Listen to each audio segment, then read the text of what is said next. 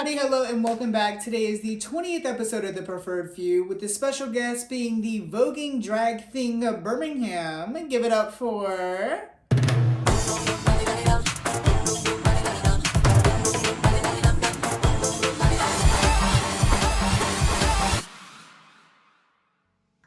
Monarch, how are you? I'm doing good. How are you? I'm doing good. I'm popping some titties over here, apparently. Uh-oh. a little pop of the titty. Ew. I cannot believe that you're finally on the channel. That's so crazy.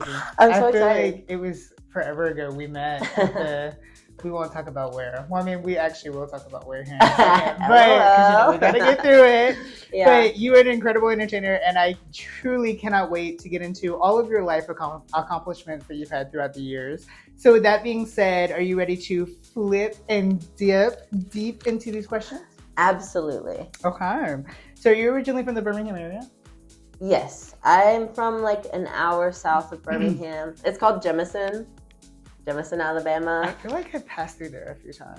Probably. It It's sounds one like a exit. fast-food town. Yeah. Yeah, it's one A exit. fast food town if you miss it. I'm guessing like a Dollar General, a gas station, and McDonald's. Yeah. The town south of us was like Clinton, and there's like this big peach on the interstate. If you've ever seen the big peach. So I figured I have. Yeah. That's I the have passed town through there. right underneath us. But what was it like growing up in good old Alabama? It was just as yeehaw as it sounds. My town fit all the terrible stereotypes. Even being like more like northern. Yeah, it's like in the middle of Birmingham and Montgomery. So Yeah. like there's metropolitan areas that it touches, but it's still like the middle of nowhere. I don't know. The town is very, very that. Yeah, very that. Very that. Very that. I mean, you actually identify like on the non-binary spectrum, correct? Yeah. So how is it like figuring that out in such a conservative state with the only thing to look at is being a big old peach? Yeah, Big old exit.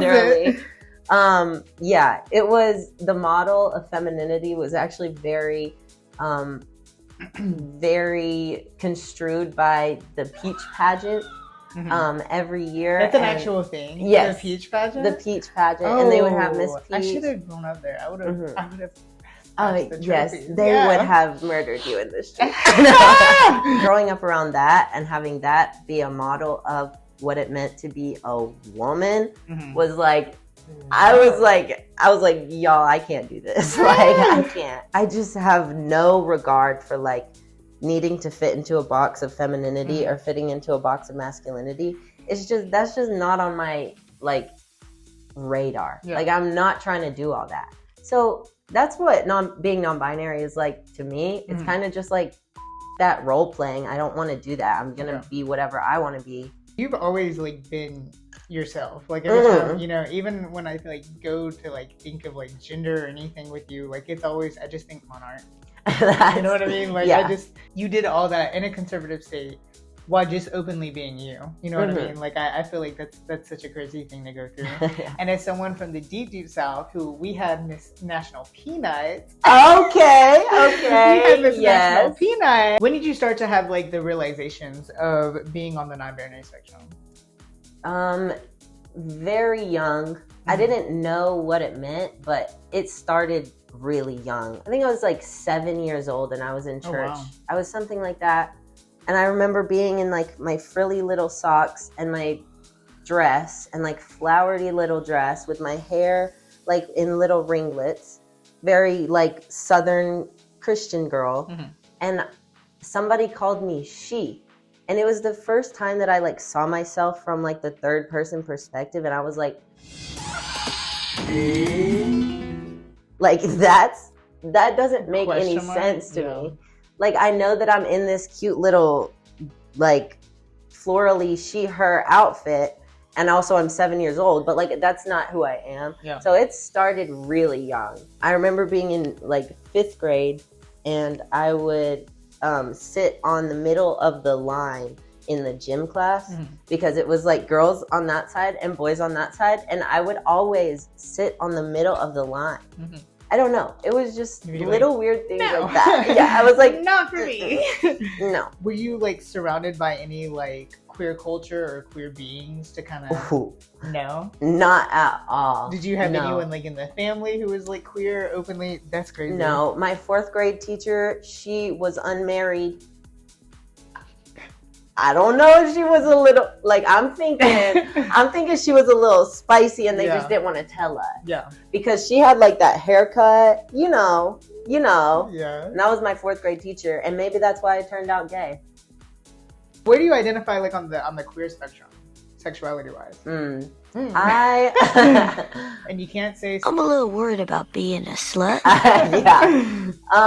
I would say pansexual, I guess. I guess. But lately, I've been really into my lesbian era. Okay. I just hit the mic. I'm sorry. It's okay. I can say It's that okay. again. Lately, I've been really into my lesbian era because I think like You just think lesbian. I just think like It's being a lesbian. I just think that 2025 is the year of being a lesbian, and I'm gonna take that seriously. It's more like I'm just a lesbian, but then I have like periods. I go through periods of time where I'm briefly attracted to men, but like I'm a lesbian otherwise. Like So you just other like than insertion. that. No, because when I'm a lesbian, I'm a top. anyways. So is going through like having those eras with your sexualities and being a slut, is that something that you've kind of always like found at a younger age, or is it something that has recently blossomed? Have you always been a slut? No, I have not always been a slut. Crazy story. I was like crazy religious in like middle school and lower high school. I was crazy religious, so that stopped me from being a slut for a while, because I was like bought in and everything. I was like, I'm gonna go to Christian college. I don't know. I was very bought in. Ew. Yeah, it was gross. But that I grew out of that at like 15 and 16. Okay. Yeah, I started feeling a little bit slutty when I was like 16 because I had just gotten out of that era, and I was like, I need something new. I need some new emotions, and I'm gonna go out and chase it. And that has led me to being a slut today. You actually attended the University of Alabama as an open queer person, which I admire so much. I feel like knowing who you are now, just walking down the streets of UAB, jockstrap and all. Would you say your queer identity really thrived in college, getting away from that religious household? I had figured. What was your major? Oh yeah, I was philosophy and political science. So you are a slut. I knew Yes, yeah. When I went to college, I went crazy. I was like, I can go to my first day of class and say, when they call out my name, I can say, my pronouns are they, them. Mm-hmm. I can say that. Especially in Birmingham. Yes. I was like, I can do that. And especially with humanities professors, they're all chill with it. And then August 2nd is when I got top surgery. And when I tell you, I started school 2 weeks later. I started my second year of college 2 weeks later. And I was like living it up. That was the start of my drag career. That was the start of like... Yeah, because I remember meeting you and you had like just recently gotten top surgery. Yes. And I was like, oh, this person's a whore. Yeah. I'm pretty sure I was near you and all I heard was... I mean, what can I say? Share that tea. I just came into so much confidence all at once. I was like, my body finally looks the way I want it to look. Well, I was about to say, you feel comfortable with yourself. Fully in and out. Exactly. I can finally look down in the shower. I can finally look at myself in the mirror naked. Like, I hadn't been able to do that my entire life. But you started doing drag while in college, correct? It was your first or second year? It was during that summer. It was during the summer before my second year. Gotcha. I started drag... double knocked up. No, not like pregnant. I was like double knockered up. Yeah. You know, I had them when I started drag, and I hated them. Yeah. I remember going to the Quest, which is where I got my start. Yeah. And I would sit there and I would talk to Cam about how much I needed top surgery, and they would just be like, "Yeah." I know. I understand. It was so loving. It was so caring. We actually, speaking of, met at the Quest. That was the first time we ever met. I believe it was doing a Baddest or maybe it was Ultimate Supreme. It was one of those. One of them. But I remember I was in the hallway and you were in the big opening and you literally came over and you were like, hey, do you have milk though? And I was like, yeah, I do actually. And I was like, here you go. And you were like, thank you so much. You were so kind. I was like, what's your name? I was like, who are you? Oh my God. Crazy moment. You literally had just gotten your top surgery not too long before that. But I was like, this is a whore. I was like, I knew it from the second. I felt like a rock star. I saw you perform and I was like, whore. Yeah. Major times 10 whore. And I was right. Crazy to know that. But what inspired you to like officially start dabbling into the drag world? So I started watching RuPaul's Drag Race in high school. That kind of did it. Then I started experimenting with makeup in my room. Awful. I was awful at it. So bad. I will say, yeah. It was awful. Furiosa is how I got into drag because I saw her out at Saturn in drag and she was like, girl, you need to come to the Quest Baddest Thursday nights. Be there. And the next Thursday, I was there. The very next Thursday, I was there. I went and bought a corset. I went and bought... With the skirt?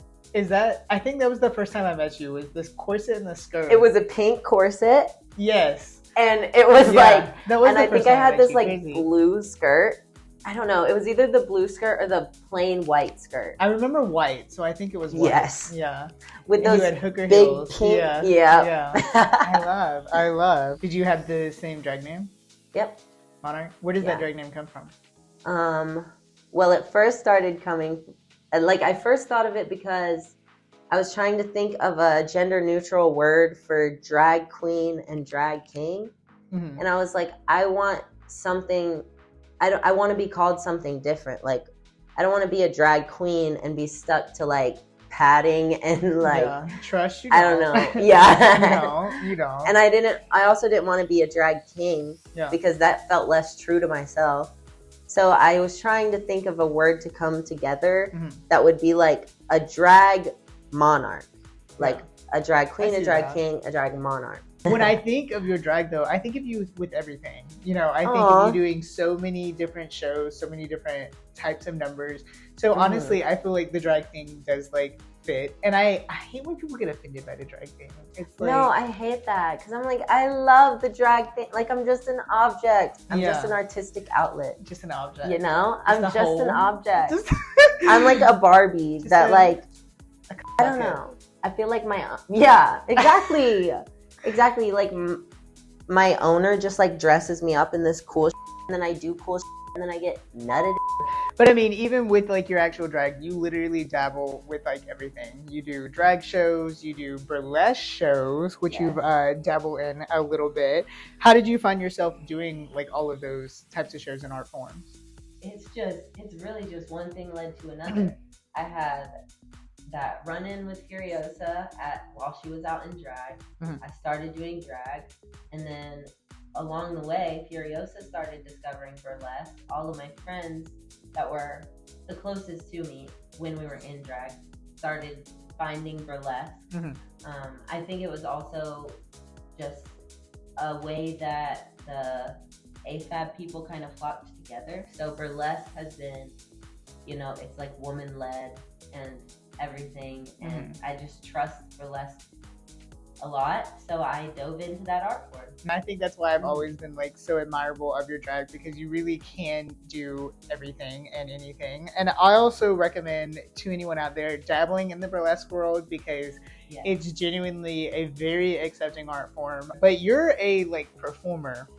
Like you get down and dirty, you do all the stunts, and then you add some little sprinkle on top. Where does all of that incredible flexibility come from? I was a cheerleader. Oh, of course you were. In high school. You really are. Yeah. Now I do acrobatics. I know a lot of like partner acrobatic stunts now, which is super cool, and it keeps my flexibility up and it keeps my strength up. And I think I just love moving my body in artistic ways. So In I many do a other lot of ways. that. Yeah. Yes, In many other That ways. makes art. In the best way possible, your like drag performance style when it comes to your flexibility has always reminded me of like the old school like Harley Quinn animations. Oh my god. Like flipping and Yes. everything. I love your performance style so much, and for your drag just being very you and very authentically you all the time. And your music taste is phenomenal. Is your music style different in and out of drag, or is it kind of like the same and it is different? It's very different. Okay. So when I'm performing, I love Ashnico. I love Yes. and just Ashnico. That's like Mhm.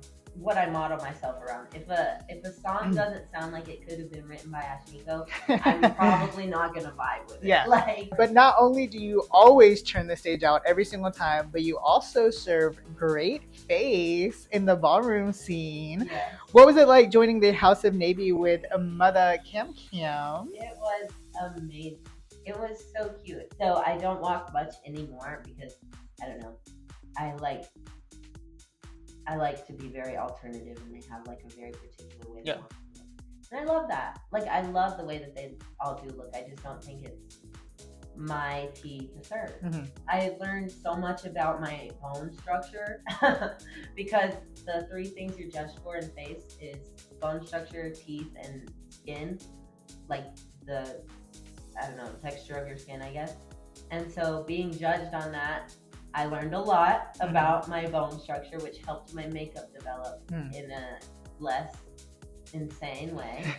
We're not doing the big Trixie eye anymore. Exactly. You also snatched a few trophies and awards, correct? Yes, Okay. I did. I was the first winner. Me and Cam both. We won at the same time. We were both the first winners of GNC, Gender Nonconforming Face, in Alabama. Mhm. So we made history. We made there's three. Do you ever see yourself going outside of the ballroom scene to snatch any other trophies? Or maybe some crowns? Oh, okay. No. Because you've never done a pageant, have you? No, I haven't. Even when I was in. Stay away from it. They're not fun. Even when I was in Junior Miss Peach territory, I was not in the pageant, but I was in that,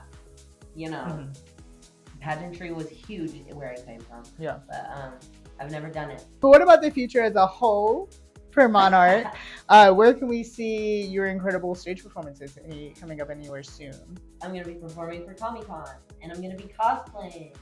That's going to be fun. Wow. Have you ever done into that gig before, the cosplay? Not role? really. See, look at you turning tricks again. But- from drag to burlesque to, Yes. look at The you go. cosplay, I'm ready to switch it up.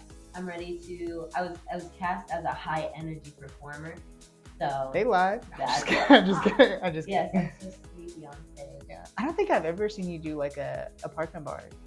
Oh no. Yeah, no. But now that we've learned all of the ins and outs of Monarch, it's time to make this dumb with a segment I like to call Dumb and Quick. Oh, we love a good dumb and quick. Dumb, quick, and stinky. Okay, I'm gonna have a hard time making my answers short. You'll have 6 questions with 9 seconds each to answer them. If you cannot answer them within the allotted time, an embarrassing photo of you will appear on the screen. There's so many of them. I was about to say, let's take a journey back to the old drag days. You'll see them. Are you ready? Mm-hmm. Question number 1, drag or burlesque? Relax. Woo. That's fair. It is more inclusive, so I can definitely get with you on that one. Question number 2, go-to song. Weed Killer by Ashnico, and I mix it with Halloween 4 by Ashnico. We love that. That's my go-to. Ashnico Stan. Question number 3, pizza place of choice.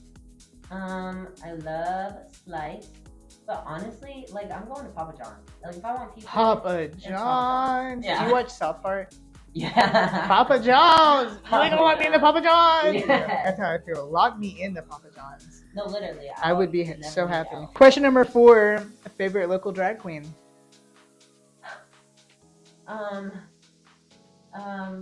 Green. Okay. I love. Green. Amber in the Green. background. Sorry, Amber. Love you. Very out of the box. And also, you know, I feel like I say it every single time Green is mentioned, can paint a mother mug Yes. to a Yes. T. Yes. To a T. She I know. painted my face and I'm like, oh my god. I want her to paint my face so bad. I know like my makeup levels and my makeup skills, but like I will bow down to that because I thought I was the and then she came on the channel and showed me some tricks and I was like, hold up. Question number 5. This one is going to be even harder. You ready? Be harder. Ooh, my arch just popped. Hold up. Goldfish or Cheez-Its? Cheez-Its.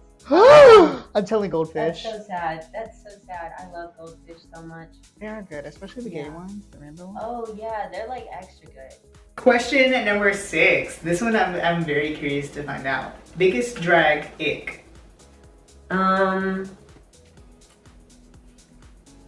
There's so many visible pads. No, I'm not trying to read you. I'm thinking like visible pads, On stage. visible wig lip. Yes, on stage. Yeah. Like if you're on stage and I can like see like the shape of the couch you cut your pads out of. I need, especially if you're a drag race girl. That makes it even worse for me. I always get asked if I'm wearing any body period on stage because my pads it just blends so perfectly. Yeah. Actually, I have a technique that I will never tell anyone, but that's what makes it work. But I do, especially when they turn and it's just. I don't have any place to judge because I don't. You don't wear pads or wigs. I don't pad. I only wear wigs sometimes, but I never have like a lace wig on, like a real hair. Just little things like that I can tell you didn't like look in the mirror long enough. For me, it's like looking in the mirror. Is your look put together? Yeah. Do you have like any performance ticks? I really don't like when you can see that people are nervous on their face. I know that's not something that a lot of people can control. Yeah. But I think learning how to lock in and not show the nervousness is like, that's the key to getting better at drag. Biggest tip to those going through that, don't look at the people. Like, look at lights. Focus on lights is the biggest thing I can say. And also get into the music. Get into the music. We're both whores and we're both stage whores. And we both show it on stage. Yeah, so for us it is a little difficult to like nitpick those things because we don't ever face that stage fearness. Because the second I get on stage, I get into the music and But lastly, where can they follow you? At The Drag Monarch on everything. I hate you. But to be fair, whenever I wanted mine to be Miss Preferred on all. That's cute. But I couldn't. So I had to do the only preferred. I don't know who that other Miss Preferred is, but you're a loser. But thank you so much, Monarch, for being on the channel. Genuinely, as mentioned from the first day that you asked me for that nail glue, I was like, you know what? They are a whore and a star, and I love that. Thank you. And as mentioned, I think your performance style is incredible. You know, you've only been doing drag for like, what, going on 2 years now? Yeah. And your professionalism definitely does not show it. Your stage presence definitely does not show it. And you never look nervous, or your pads never show. Thank you. Amazing how that works. Make sure to follow me on all of my socials at The Only Preferred for brand new looks, brand new gigs, and a new The Preferred Few every first Sunday, such as Monarch. Like, comment, and subscribe for a brand new video on the channel every single Sunday, because you know we're in the South where we say Sunday. Until next time, stay queer, stay preferred, and always stay serving face, face, face. Face, face, face, body, face.